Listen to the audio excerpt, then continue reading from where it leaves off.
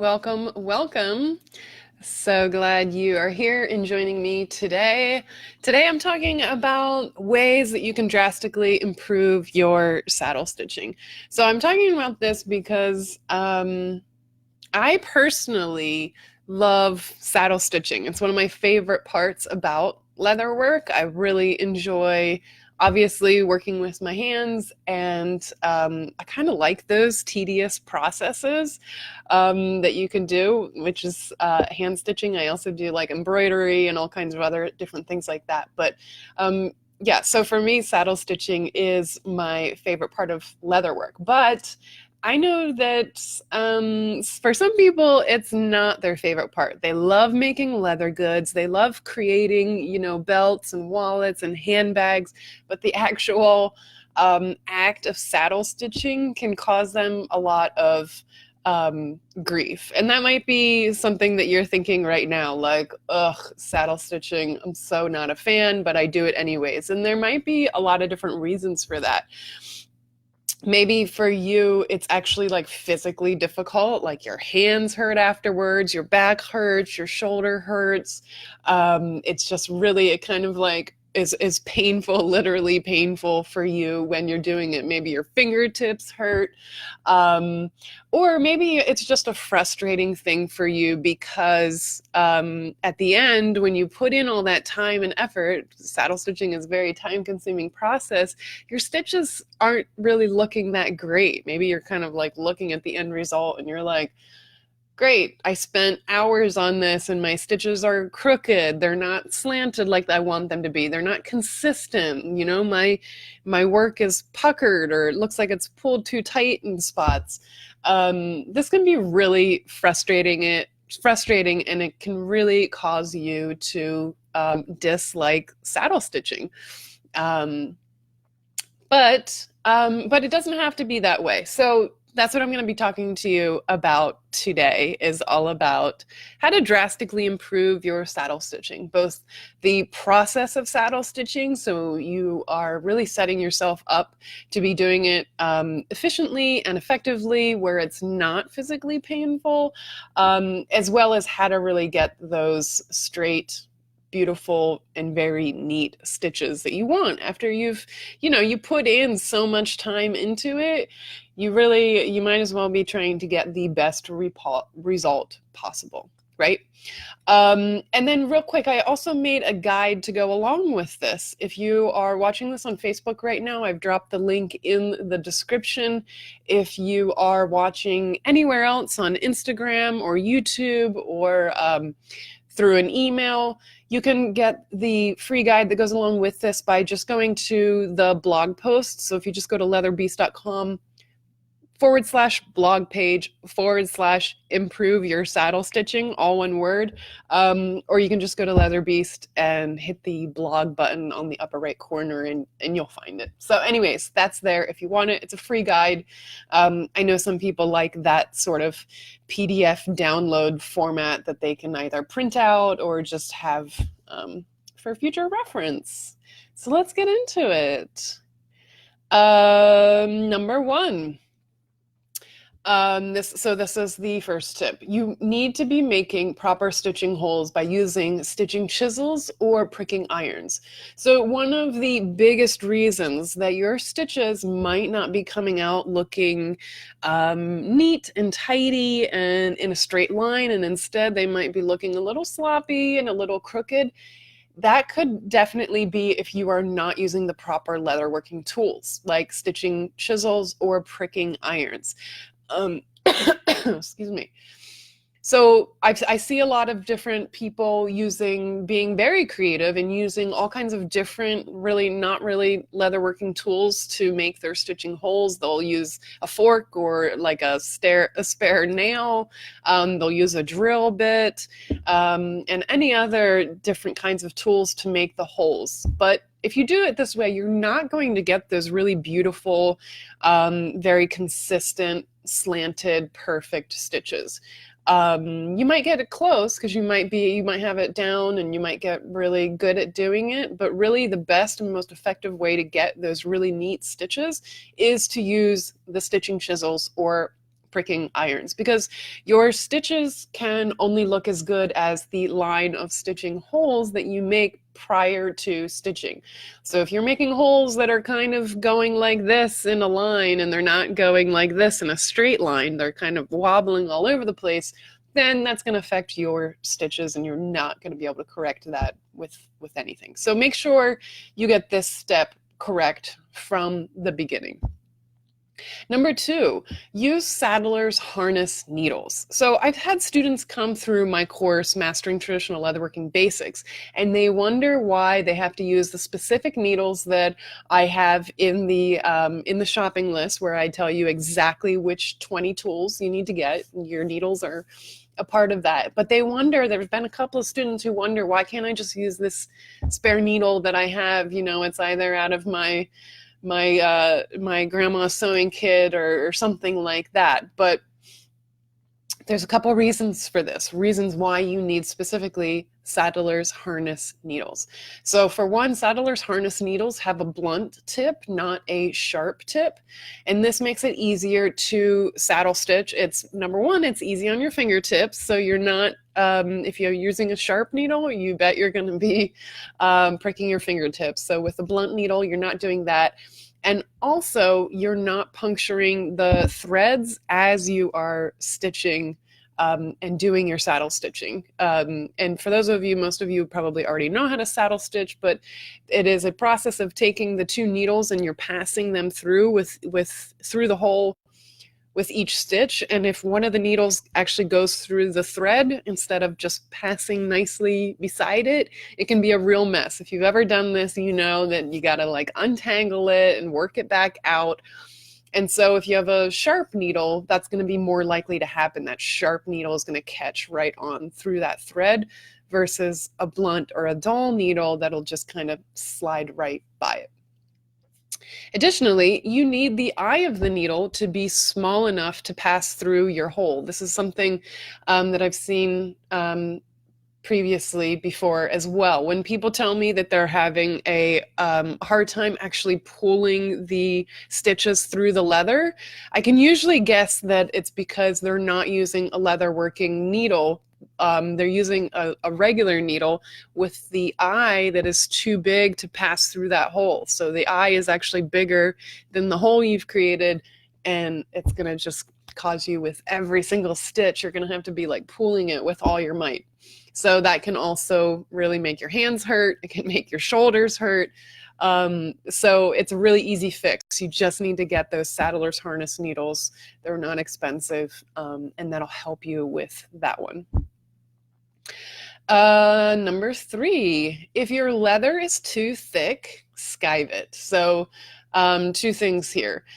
What is leather that is too thick? For me, I think it's anything heavier than 4 to 5 ounces. If you're using thread and you're hand stitching leather that is heavier than that, you really need to skive those edges before you start stitching. Some of you might be asking, what does skiving mean? Skiving is when you thin the edges of your leather so that when you put two pieces of leather together, it's half the thickness, basically. And that just makes it easier to stitch through. So there are a lot of different types of skiving tools. There's hand skiving tools, or if you're really fancy, you can have one of those tabletop electrical skiving machines where you just kind of like put the leather through and it shaves it down on the edge. I don't have one of those because they're really expensive. I would love one, but you can use a hand skiver. Most of the leatherworking places sell those.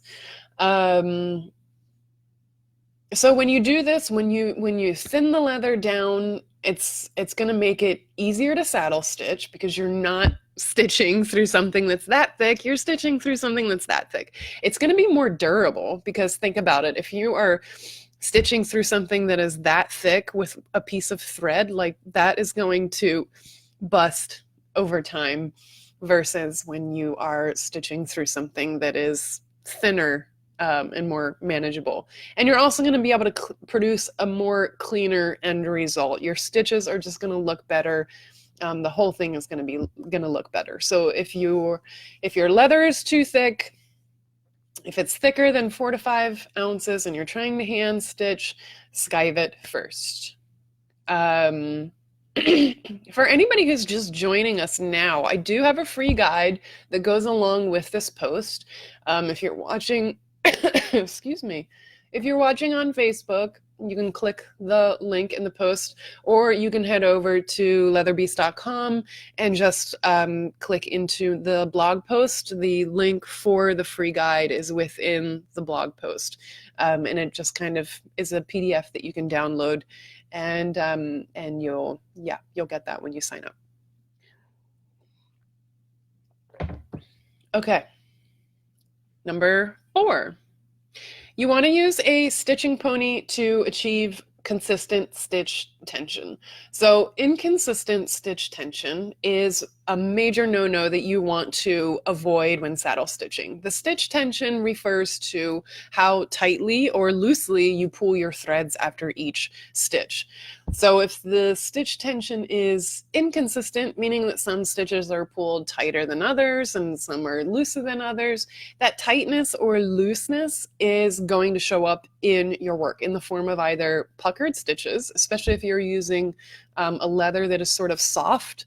If you're pulling some stitches really tight, your leather is going to like crinkle together. Or if some stitches are more loose, you're gonna be able to see through the stitch and it's not going to look good. So when you're pulling your threads after each stitch, you really want to make sure you're pulling with the same gentle force each time, and each stitch is consistent. So it's not too tight and not too loose. And when you use a stitching pony or a stitching clam, versus I've seen people just kind of like hold it in one hand and try and do like a one-handed saddle stitch. That's really difficult to get that even stitch tension when you're not using that extra tool. So when you are using a stitching pony, you have this tool that is holding your work for you. You can then just focus on pulling really even and consistent stitches. Okay, number 5, using blunt tipped needles to avoid puncturing the threads. So we talked about this already a little bit, but I just wanted to go back over this. Obviously, you don't want to be puncturing your threads as you are saddle stitching.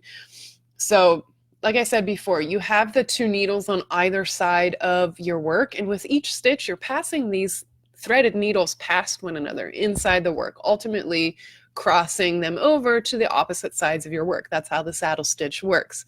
And when you're first learning how to saddle stitch, one of the most common mistakes is that one of your needles will run into one of that passing thread, and then it's just a mess. Like I said, it's hard to untangle it. You have to like back out of it, and then your thread starts to get a little bit frayed, and that just eventually weakens the thread. More and more times that happens.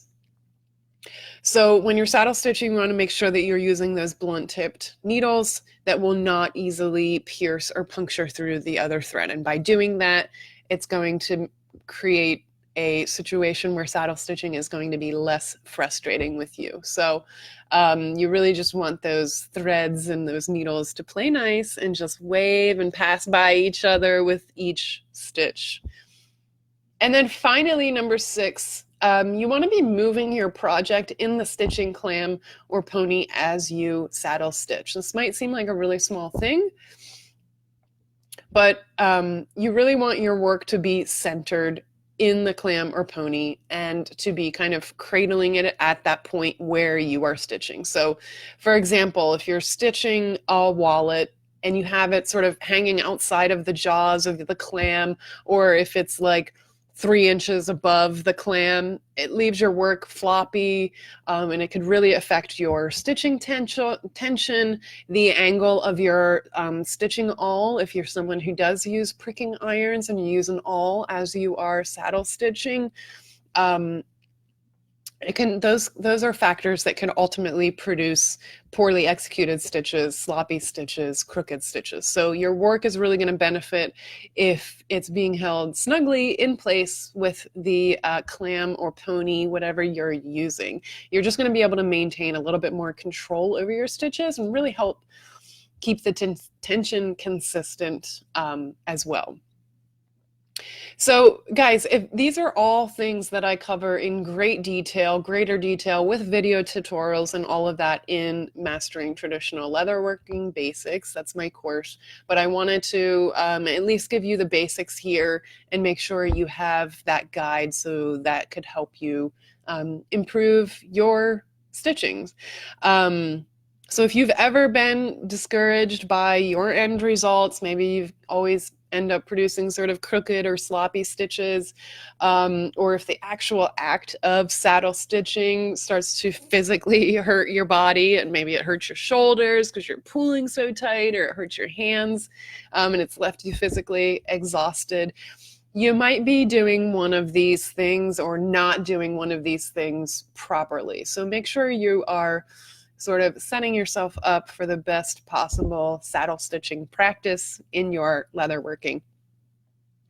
And make sure you're using the proper tools and techniques to get the best stitches. It's really just going to make your leathercraft hobby that much more enjoyable. And that's what we all want, right? All right, you guys, thank you so much for listening today. Excuse me. And if you want to get the guide, you can head over to leatherbeast.com. There's a free guide that goes along with this video, listing out these 6 steps in detail. And you can get that by just heading over to the blog post, 6 ways to drastically improve your saddle stitching technique, or you can head to leatherbeast.com/blog page/improve your saddle stitching. Or you can just click the link that is probably going to be around this video somewhere. I will talk to you guys later. Have a great day.